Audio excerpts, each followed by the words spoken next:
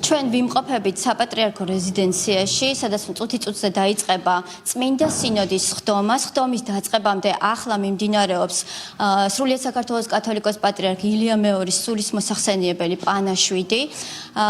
პანაშვიდის დასრულების შემდეგ დაიწყება უკვე წმინდა სინოდის ხდომა. ღვთისმსახურებას აღასრულებს საპატრიარქო ტახტის მოსაყდრე სენაკისა და ჩხოროწყუს მიტროპოლიტი შიო წმინდა სინოდის წევრებთან ერთად და ღვთისმსახურების დასრულების შემდეგ დაიწყება უკვე სხდომა. სხდომაზე დღევანდელი სხდომა რა თქმა უნდა არის განსხვავებული, იმიტომ რომ უნდა გამოარჩიონ საპატრიარქოს 3 კანდიდატი. ჩემთან ერთად იმყოფება ახლა მამა გურამ ჭარელაშვილი, რომელიც არის საპატრიარქოს საზოგადოებასთან ურთიერთობის სამსახურის ხელმძღვანელის მოადგილე, დეკანოზი გურამ ჭარელაშვილი და გვეტყვის იმ პროცედურების შესახებ, რომელიც მიმდინარეობს ამ სხდომაზე.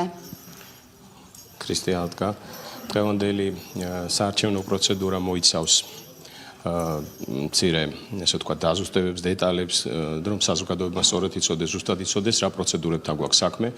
39 მღვდელმთავარი კომისიის თავმჯდომარის მოწოდებით, ხმის დამცველი კომისიის მოწოდებით დაიწყებს ხმის მიცემას.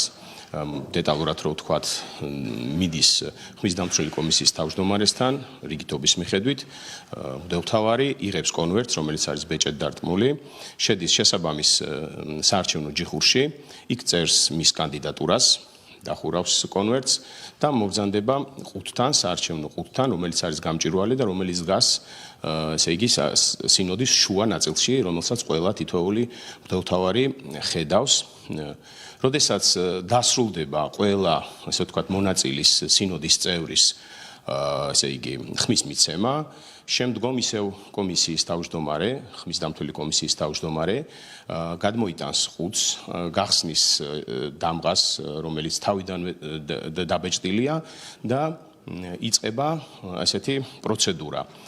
ამოიღებს კომისიის თავმჯდომარე, ესე იგი, ამ კონვერტს, გადასცემს ქიროტონიით უფროს წევრს, სინოდის წევრს, ისევ კომისიის წევრს და ის ყველასთვის დასანახად ხსნის ამ კონვერტს, აჩვენებს ყველას და კითხულობს გვარს, რომელიც მიცემული არის კანდიდატის გვარს. შემდგომ გადასცემს ისევ ამ კონვერტს სხვა კომისიის წევრს, რომელიც ნახევრად ხევს ამ კონვერტს და ათავსებენ შესაბამის ყუთში. ბიულეტინს.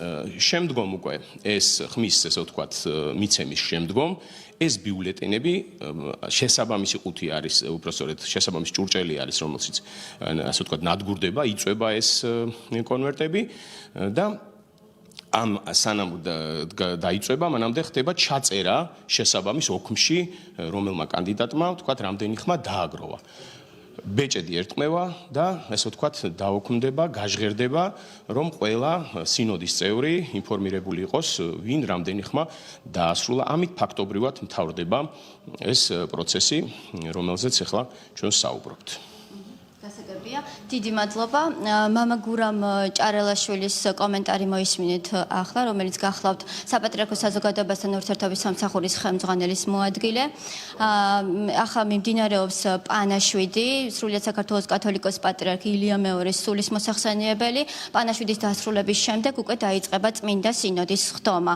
ხდომის დასრულების შემდეგ ჩვენ უკვე გვექნება გადაწყვეტილება, წმინდა სინოდის გადაწყვეტილება, რომელსაც უკვე მოგვიანებით შემოგთავაზებთ.